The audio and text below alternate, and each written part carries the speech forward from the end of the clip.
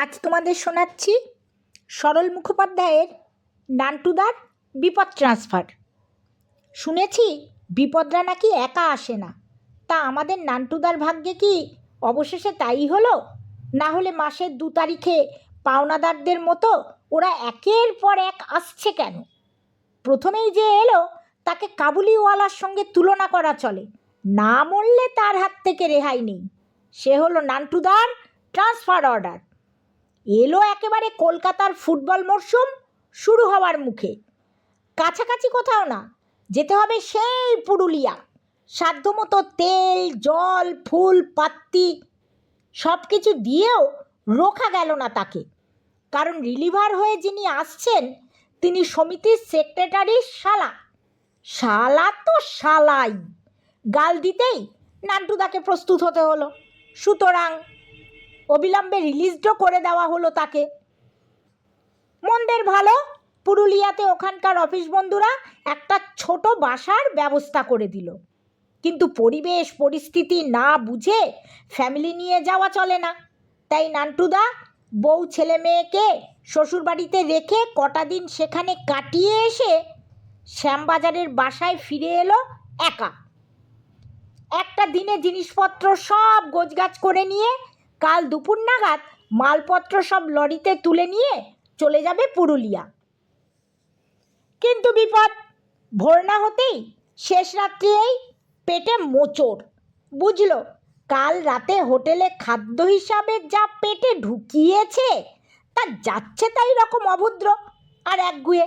অন্তত 5 বার দৌড় করিয়ে ছাড়লে।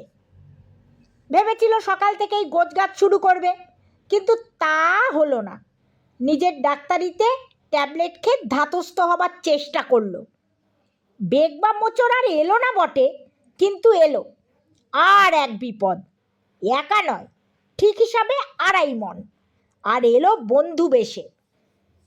ছোটবেলাকার বন্ধু আতঙ্ক ভঞ্জন গোলদার, থাকে রাজস্থানে। বেশ কয়েক বছর পরে দেশ গায়ে ফিরেছিল, আজ আবার ফিরে যাচ্ছে সেখানে। ট্রেন তার রাত 9টায়। প্রিয় বাল্যবন্ধু নান্টুর সঙ্গে বছর 10 দেখা সাক্ষাৎ নেই বলে আজ অনেক খুঁজে খুঁজে বন্ধুর বাসায় এসেছে। কয়েকটা ঘন্টা কাটিয়ে সন্ধ্যের সময় বেরিয়ে পড়বে ট্রেন ধরতে। সমস্ত ঘটনা খুলে বলা গেল না। তোমরা এই কয়েক ঘন্টার জন্যে হোটেলে বা অন্য কোথাও গিয়ে ওঠো। বেশ কিছু খরচপাতি করে এই দুঃসময়েও নান্টুদাকে বাজার করতে হলো। অবশ্য রান্নাতে ওরাও হাত লাগালো। তারপর খাওয়া দাওয়া করে সন্ধেয় ওরা বিদায় হলো। ইতিমধ্যে নান্টুদাকে দেখা করতে হয়েছে লরিওয়ালার সাথে। আজ দুপুরেই তার যাওয়া হলো না, বিকেলেও হবে না, হবে কাল ভোরে। লরিওয়ালা কিছুতেই রাজি হয় না, বিস্তর মেজাজ দেখালো। বলল কাল তার অন্য ভাড়া আছে, আজ যে যাওয়া হচ্ছে না তার জন্যে ভাড়ার হাফ টাকা খেসারত দিতে হবে, না দিলে ঝামেলা হবে। বহু মেহনত করে 50 টাকার খেসারত রফা করে তবে লরিওয়ালাকে রাজি করাতে হলো। সন্ধ্যায় বন্ধুদের সঙ্গে বেরিয়ে নান্টুদা চিড়ে সন্দেশ আর দই কিনে ফিরল। রাতের খাওয়ার জন্যে ভাত তরকারি কিছু ছিল, কিন্তু কাল ভোরে এই চিড়ে দই খেয়েই বেরোতে হবে। আর এখনই জিনিসপত্র গোছগাছ বাঁধাছাদা করতে হবে। বিস্তর কাজ বাকি, বলা যায় কাজের পাহাড়। কাজ শেষ করে ঘুমোতে মাঝরাত্রির কি শেষ রাত্রির, এইসব ভাবতে দই চিড়ে সন্দেশ নিয়ে দ্রুত ফিরছিল নান্টুদা। কিন্তু সে জানতো না বাড়ির সামনে অপেক্ষা করছে একজন, না একজন নয়, বলা যায় দুজনই। কোনো পাওনাদার নয়, তবে বিপদ বই কি, মারাত্মক বিপদ। প্রথমজন লোডশেডিং, বাড়ির কাছাকাছি আসতে না আসতেই ফুস ব্ল্যাক। একটু থমকে গিয়ে আবার চলতে লাগলো নান্টুদা। মনটা যারপর নাই বিরক্ত, রাগে মাথা গরম হয়ে যাচ্ছে। এই সময় দেখা মিলল দ্বিতীয় জনের। ফুটপাত খুঁড়েছিল কর্পোরেশনের লোক, গর্তটা ঠিকমতো বোঝায়নি। সেই গর্তরূপী বিপদই ল্যাং মেরে নান্টুদাকে পটকে দিল। ও চিৎকার করে উঠে একসঙ্গে হিন্দি বাংলা ইংরেজি মিশিয়ে কয়েকটা গাল দিয়ে ফেললো। তবে তার লোডশেডিংকে, না কর্পোরেশনকে, না নিজের ভাগ্যকে, না অন্য কাউকে ঠিক বোঝা গেল না। যাই হোক, খাবারগুলো রক্ষে পেলেও ডান পাটা বাঁচল না পুরোপুরি, বেশ জখম হলো। ল্যাংচাতে ল্যাংচাতে ঘরে ঢুকলো নান্টুদা। ঠান্ডা গরম জল দিয়ে পায়ের একটু পরিচর্যা করলো, নিজেরই পদসভায় আর কি। কিন্তু তা সত্ত্বেও পাটা ধীরে ধীরে ব্যাঙের মতো ফুলে উঠল, আর ব্যথাও খুব। এখন কি করে নান্টুদা? খোড়া পা টেনে টেনেই কিছু গোছগাছ করলো। ইতিমধ্যে বিদ্যুৎ এসে গেছে, কিন্তু বেশ ক্লান্ত লাগছে, খিদেও পেয়েছে। নান্টুদা খাওয়া সেরে সামান্য একটু বিশ্রাম করবে বলে শুলো। কিন্তু এখানেও বিপদ। ক্লান্ত শরীরে ঘুম এসে গিয়েছিল, কিন্তু একসময় ঘুম ভেঙেও গেল। দেখলো আবার বিদ্যুৎ গেছে, পাখা বন্ধ, প্রচণ্ড গরম। নান্টুদা উঠে দরজা খুলে ঘরের বাইরে বেরোলো। একটু পরে দরজাটা খোলা রেখেই ঘরে ঢুকে চৌকির তলায় ঠান্ডা মেঝেতে শুলো। সদর দরজা তো বন্ধ আছে, আর ঘুমও তো আসবে না। কিন্তু নান্টুদা যাই ভাবুক, এলো, আবার এলো। কিন্তু একজন নয়, বিদ্যুৎও নয়, প্রথমে এলো ঘুম, আর তারপর হঠাৎ খুটখাট আওয়াজে ঘুম ভেঙে গেল নান্টুদার। বুঝলো ঘরে কেউ এসেছে। হ্যাঁ, বিপদ তো বটেই, তবে বেড়াল কুকুরের মতো 4 পায়ে আসেনি, এসেছে 2 পায়ে, অর্থাৎ চোর। চিৎকার করতে গিয়েও করলো না নান্টুদা। খাটের নিচ থেকে লুকিয়ে লক্ষ্য করতে লাগলো, আর ভাবতে লাগলো কি করা যায়। চোর বেটা ইতিমধ্যে কিছু সরিয়ে ফেলেছে কিনা কে জানে। কিন্তু এই ঘনঘোর বিপদে আরও একজন এলো। সে নান্টুদার উপস্থিত বুদ্ধি। মুচকি হেসে খাটের তলা থেকে চাপা গলায় নান্টুদা বলল, আস্তে দোস্ত, আস্তে। হঠাৎ মানুষের গলার আওয়াজ পেয়ে চোরটা সচকিত হয়ে উঠল। চুপচাপ একটু অপেক্ষা করতে লাগলো, তারপর আস্তে আস্তে দরজার দিকে পা বাড়ালো। নান্টুদা আগের মতোই চাপা গলায় বলল, আরে ইয়ার, ঘাবড়াও মাত, মত যাও, আমিও তোমার মতো একই কামসে এসেছি। চোরটা থমকে দাঁড়িয়ে পড়ে বলল, কাহা হো তুম? একইভাবে উত্তর দিল নান্টুদা, এই তো খাটকা নিচে মে, তোমাকে আসতে দেখে লুকিয়ে পড়া হ্যায়, পাবলিক ভাবকে। চোর চুপ। সে বোধহয় ভাবছে কি করবে। নান্টুদা আবার বললে, এ দোস্ত, ক্যা ভাবতা, বাহার আসেগা, কেউ নেই হ্যায় তো? আও আও, কই নেই। নান্টুদা খাটের তলাতেই লুঙ্গিটা খুলে রেখে আন্ডারওয়্যার পরা অবস্থায় বেরিয়ে এলো। মাথায় মুখে একটু ধুলো টুলোও মেখে নিল। বেরিয়ে এসে বলল, দেখো দোস্ত, আজ আমাদের বরাত বহুত ভালো হ্যায়। এই ঘরের মালিক বউ ছেলে মেয়ে নিয়ে বাহার ঘুমনে চালা গিয়া হ্যায়। দরজা মে তালা লাগানো ছিল, আমি খুলে ঢুকা হ্যায়। এ ঘরে যা কিছু আছে সব লে জায়গা, আমরা দুজনে ভাগ করকে লেগা, 50-50 হিস্সা, ঠিক হ্যায় না? চোরটা একটা বোকাটে হিন্দুস্তানি ছেলে। নান্টুদার কথা বিশ্বাস করবে কি করবে না ভাবছিল। অবশ্য নান্টুদা যে ওকে ধরছে না বা ধরার চেষ্টা করছে না, এটা দেখে একটু ভরসাও তার হচ্ছিল। নান্টুদা বলল, আরে ইয়ার, ক্যা ভাবতা হ্যায়, হাত লাগাও, দেরি করো না। দেরি করনে সে? চোরটা বলল, ইতনা চিজ कैसे ले जाएगा?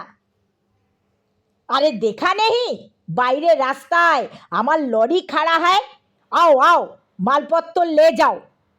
এই বলে নান্টুদা চোরটার মাথায় একটা পুরনো বই ভর্তি ট্রাঙ্ক তুলে দিয়ে বলল, এটা লরিতে রেখে এসো, দেরি মাত করো। চোরটা ট্রাঙ্ক রেখে ফিরে এলো। এইবার একের পর এক মাল নান্টুদা ওকে দিয়ে লরিতে তোলাতে লাগলো। ওকে দিয়ে এই বেডিংটা বাঁধালো। ওপরের তাক থেকে বস্তা বাক্স সব নামিয়ে দিল আর পাঠাতে লাগলো একের পর এক জিনিস। ও যখন যায় নান্টুদা ব্যাগ বা বস্তায় মাল ভর্তিই করে আর ফিরলে বলে, কেউ জানতে পারতা নেই তো?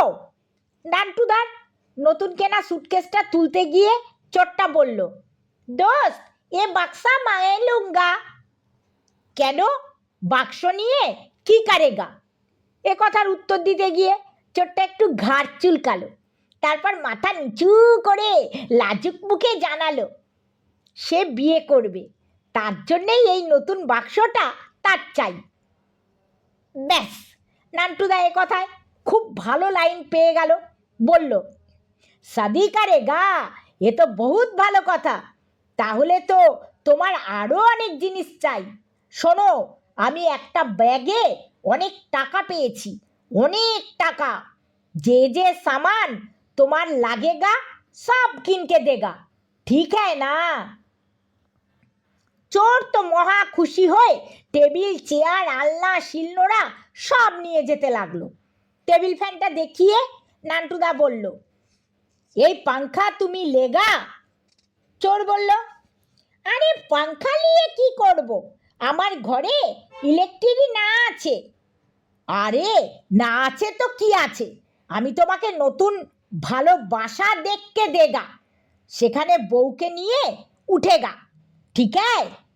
সেখানে তোমার যা যা জিনিস লাগেগা সব কিনকে দেগা। তুমি ভাব ভাবকে দেখো তোমার কোন কোন জিনিস চাহিয়ে। চোরটা একবার ফিরে এসে বলল, এ দোস্ত, ইস ঘর সে কোই গানওয়ালা কল হ্যায়? নান্টুদা ঠিক বুঝতে না পেরে বলল, রেডিও?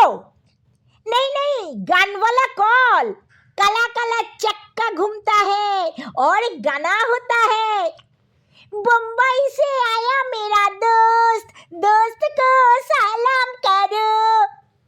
গান ধরে চোরটা অমৃত সিং অরোরার মতো নেচে দিল।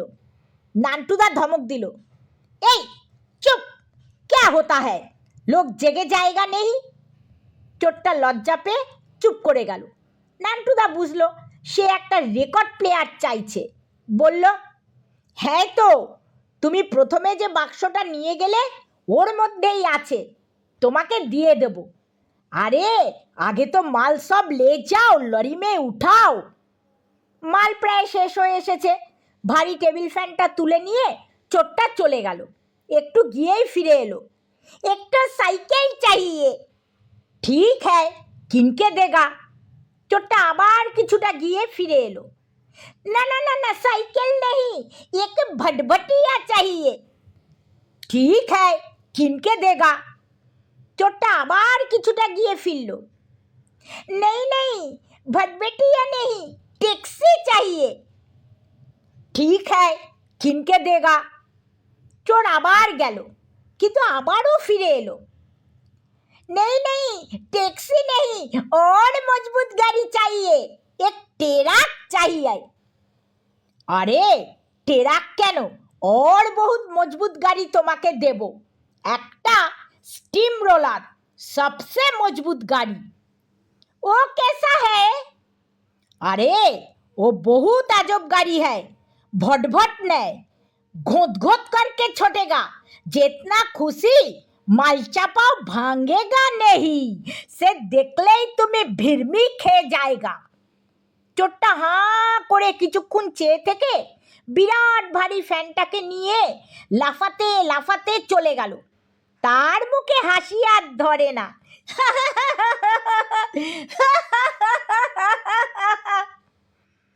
চোরটা মাল নিয়ে যাবার ফাঁকে ফাঁকে নান্টুদা আর একটা কাজ ছেড়ে ফেললো।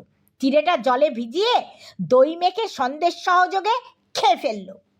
শেষ মালটা ঘাড়ে করে চোরটা যখন যাচ্ছে তখন তার নাকের কাছে দইয়ের ভাঁড় আর সন্দেশের বাক্সটা ধরে বলল, এই দেখো দোস্ত, বহুত বড়িয়া চিজ মিলে গেছে, ওটা রেখে এসো, দুজনে খাওয়া হবে।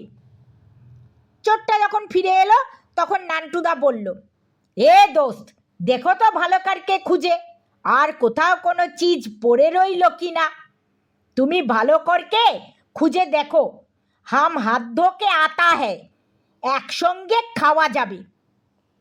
চোরটা এঘর থেকে ভেতরের রান্নাঘরে গিয়ে যখন জিনিস খুঁজছে, নান্টুদা তখন ঘর থেকে বেরিয়ে এসে নিঃশব্দে দরজায় শেকলটা তুলে দিয়ে হাওয়া। এক বিরাট বিপদের বোঝা চোরটার ঘাড়ে চাপিয়ে দিয়ে, মানে বিপদটাকে ট্রান্সফার করে দিয়ে